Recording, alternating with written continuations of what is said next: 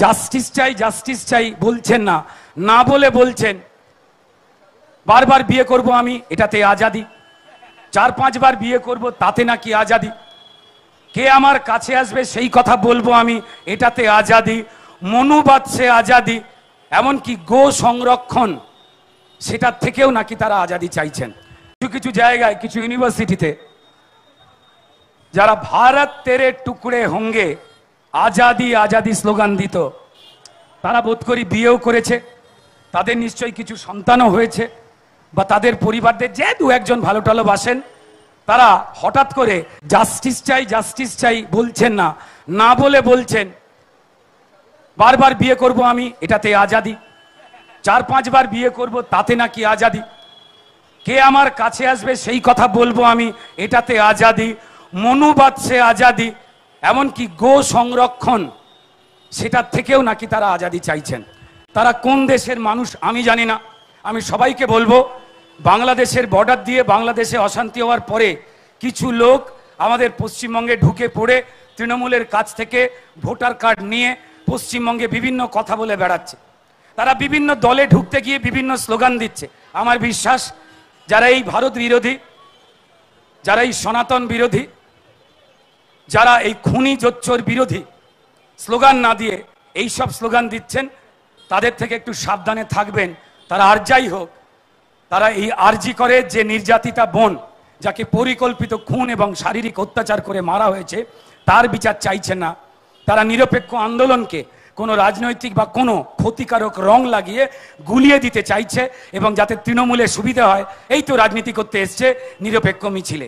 যারা নিরপেক্ষ মিছিল করছেন, যারা তৃণমূলের চোর জোচ্চোরের কাছে হাজার ধমকিতেও বা পুলিশের অত্যাচারের পরেও শিরদাঁড়া বিকিয়ে দেননি, নিরপেক্ষ আন্দোলন করছেন, আপনারা অত্যন্ত সতর্ক থাকুন।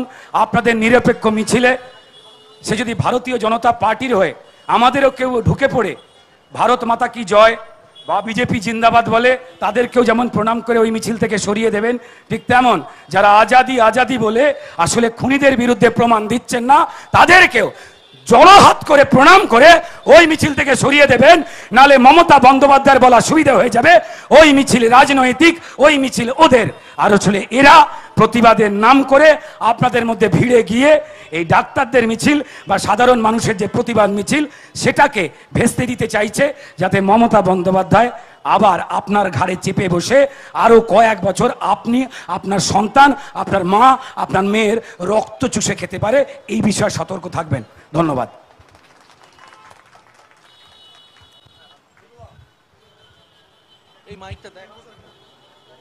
ধন্যবাদ, অনেক ধন্যবাদ বিশিষ্ট কবি এবং অভিনেতা এবং রাজ্য সাংস্কৃতিক সেলের কনভেনার শ্রী রুদ্রনীল ঘোষকে। এই আজাদি শব্দটাই একটা গুলিয়ে দেওয়ার একটা বিষয়। আপনারা জানেন, এই ৭৭ বছর স্বাধীনতার পরও যারা আজাদি চায়, তারা আসলে কি চায়। আমি এখন বক্তব্য রাখার জন্য অনুরোধ করব রাজ্য সাংস্কৃতিক সেলের অন্যতম কো কনভেনার তন্ময় দেকে। ভারত মাতা কি, সবাই একসঙ্গে যাতে মমতা বন্দ্যোপাধ্যায়ের কান অব্দি যায়। ভারত মাতা কি, ভারত মাতা কি। মঞ্চে উপস্থিত ভারতীয় জনতা পার্টির রাজ্যের অন্যতম নেতা, কালচারাল সেলের কনভেনার, বিখ্যাত অভিনেতা মাননীয় রুদ্রনীল ঘোষ মহাশয়, উপস্থিত প্রাক্তন রাজ্য বিজেপির সম্পাদিকা অভিনেত্রী শর্বরী মুখার্জি, উপস্থিত রাজ্য বিজেপির সহসভানেত্রী দিদি মাফুজা খাতুন, উপস্থিত মাইনরিটি মোর্চার সভাপতি সুবক্তা চার্লস নন্দিদা, উপস্থিত আমার সাংস্কৃতিক সেলের কো কনভেনার দীপ্তিমান্দা, উপস্থিত অভিনেতা ও কালচারাল সেলের কো কনভেনার প্রদীপ দা, উপস্থিত রাজ্য বিজেপির অন্যতম নেতা অনুপম দা সহ, ভাই শুভ্র সহ, দিব্যেন্দু দা সহ, পথ চলতি মানুষ এবং আমার মাইকের আওয়াজ যতদূর যাচ্ছে সকল গণতন্ত্র প্রেমী এবং এই আরজি করের ঘটনা সহ রাজ্যের যে দীর্ঘদিন ধরে অত্যাচার, অনাচার, অবিচার চলছে, তার বিরুদ্ধে যারাই প্রতিবাদ করছেন, তাদের প্রত্যেককে ভারতীয় জনতা পার্টির তরফ থেকে গৈরিক অভিনন্দন জানাই। আজ থেকে 2011 সালে রাজ্যের মুখ্যমন্ত্রী মমতা বন্দ্যোপাধ্যায় স্বপ্ন দেখিয়েছিলেন তিনি এসে বাম আমলে যে অরাজকতা, যে বানতলা, ধানতলা, মরিচঝাপিতে হিন্দু গণহত্যা বামেরা ঘটিয়েছিল তার পরিবর্তন করবেন। মমতা বন্দ্যোপাধ্যায় স্বপ্ন দেখিয়েছিলেন তিনি শিল্প করবেন। আমরা প্রথমে বিশ্বাস করেছিলাম,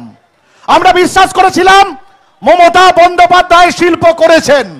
মমতা বন্দ্যোপাধ্যায় কাটমানি তোলাবাজির শিল্প আমাদেরকে উপহার দিয়েছিলেন। আর আজকে আরজি করে সহ অসংখ্য ঘটনার পর আমরা বুঝতে পারছি মমতা বন্দ্যোপাধ্যায় ধর্ষণের শিল্প পশ্চিমবঙ্গের মানুষকে উপহার দিয়েছেন। আচ্ছা, এই আরজি করের ঘটনা দিয়ে আমরা একটু পুরনো ইতিহাসে ফিরে যাই। আপনারা একটু ইতিহাস মনে রাখুন। মনে করুন যেদিন মমতা বন্দ্যোপাধ্যায় ভবানীপুরে গিয়ে জগদ্ধাত্রী পুজোর দিন থানা থেকে ক্রিমিনাল ছাড়িয়েছিলেন, সেই দিনই মমতা বন্দ্যোপাধ্যায় প্রমাণ করে দিয়েছিলেন তিনি ক্রিমিনালদের মুখ্যমন্ত্রী। যেদিন পার্ক স্ট্রিটের ঘটনার পর মমতা বন্দ্যোপাধ্যায় বলেছিলেন সাজানো ঘটনা, সেই দিন মমতা বন্দ্যোপাধ্যায় প্রমাণ করে দিয়েছিলেন তিনি ধর্ষকদের পক্ষে। যেদিন কামদুনির ঘটনার পর মমতা বন্দ্যোপাধ্যায় যারা নারী নির্যাতনের শিকার হয়েছিলেন সেই নারীদের রেট ঠিক করে দিয়েছিলেন ধর্ষণের, সেই দিন প্রমাণ হয়ে গিয়েছিল মমতা বন্দ্যোপাধ্যায় ধর্ষণের পক্ষে। মমতা বন্দ্যোপাধ্যায় তার প্রশাসনিক বৈঠকে লাইভ স্ট্রিমিং করেন। আপনারা জানেন এখান থেকে ওই ডায়মন্ড হারবার মডেল, ওখানে তৃণমূলের এক নেতা আছে তার নাম শওকত মোল্লা। মমতা বন্দ্যোপাধ্যায়ের প্রশাসনিক বৈঠকে ওই শওকত মোল্লা তৃণমূলের বিধায়ক, তাকে বলেছিলেন শওকত তুই তো বোম মারিস। রাজ্যের মুখ্যমন্ত্রী তার প্রশাসনিক বৈঠকে বিধায়ক বোম মারে এটা জেনেও তাকে গ্রেপ্তার করেনি। তাই তার দলের সন্দীপরা ধর্ষণ করবে না তো ভালো কাজ করবে? এর দায় সম্পূর্ণ মুখ্যমন্ত্রীর। অনেকে প্রশ্ন তুলেছে, বিশেষ করে বামপন্থী বন্ধুরা যারা ফ্রিজ ফ্রাই খেয়ে এখন নতুন জোট করেছে।